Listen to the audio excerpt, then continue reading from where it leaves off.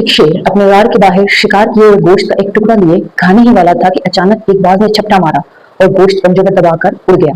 बाज की इस हरकत पर शेर आग बबूला हो गया। उसने अहद कर लिया कि वो जंगल के सारे परिंदों को खा जाएगा। एक दिन शेर ने जानवरों को बुलाकर कहा, सुनो, मैं तुम्हें हिदायत करता हूँ कि इस जंगल के तमाम परिंदों का शिकार कर लो।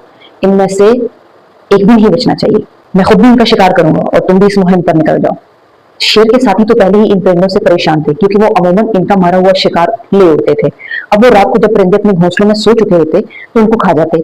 उनमें एक ऐसा परिंदा है जो रात को सोता नहीं। इसने जब देखा कि रात को जंगल के जानवर परिंदों को खा खाकर खत्म कर रहे हैं, तो एक दिन इसने परिंदों को जमा किया और उनसे कहा कि भाई, मैं रात में जागता हूँ, चंद रोज से देख रहा हूँ कि जंगल के जानवर शेर के कहने पर तुम्हारा शिकार कर रहे हैं।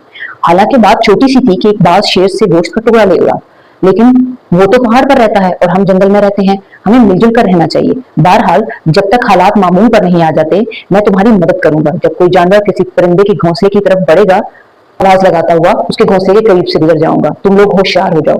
उल्लू की मदद के बाद परिंदे चुरिंदों के हमलों से काफी हद तक महफूज हो गए।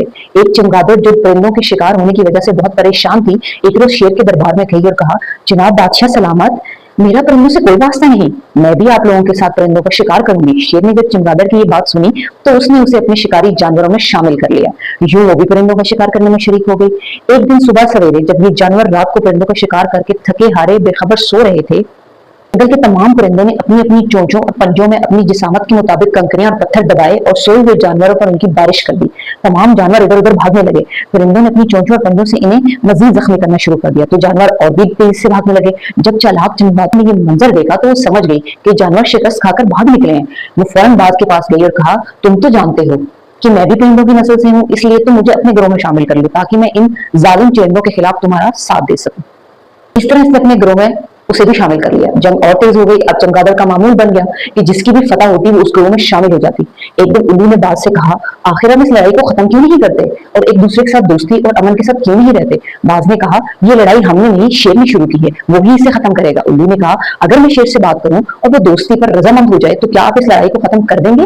बाज जो पहले ही जंग करते करते थक चुका था, इसने कहा, हाँ उल्लू। शेर हाँ वो शेर के पास गया और कहा, ए जंगल के बादशाह, क्या हम चरिंदे आपस में मोहब्बत और अमन के साथ इस जंगल में नहीं रह सकते? जंग खत्म नहीं हो सकती? हाँ, शेर ने कहा, हाँ, ये जंग खत्म हो सकती है और हम दोबारा मोहब्बत और अमन से रह सकते हैं, बशर्तिया के परिंदे इस बात का अहद करें कि वो आइंदा कभी भी हमारा शिकार नहीं लेके उड़ेंगे। परिंदों ने वादा किया कि वो फिर कभी इनकी शिकार पर झपटा नहीं मारेंगे। जब दोनों में सुलह हो गई तो चमगादड़ फिरा निकली। इसने कहा, मैं भी सुलह में शरीक होना चाहती हूँ। बाज और शेर ने कहा, तुम मतलब परस्त हो और बुजदिल हो, हम तुम्हें अपने साथ नहीं रख सकते। सारे जानवरों और परिंदों ने उसे बुरा भला कहा। चमगादड़ अपनी चालाकी पर बहुत शर्मिंदा हुई और खामोशी से जंगल से फरार हो गई।